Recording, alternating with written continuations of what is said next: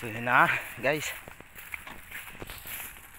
bubong pa tayo ng mga damo para mabawas-bawasan yung damo sa paligid. Ayan. Kaya ngayon maganda magbumbaho, wala ng init, malilim na. Kaya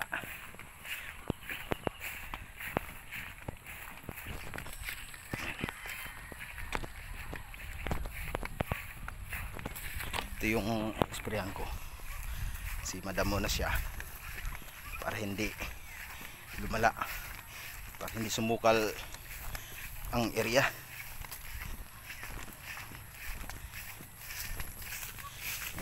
Ito yung mga damo na yan, no? Yun sa gilid, mga gilid kasi mananada mo,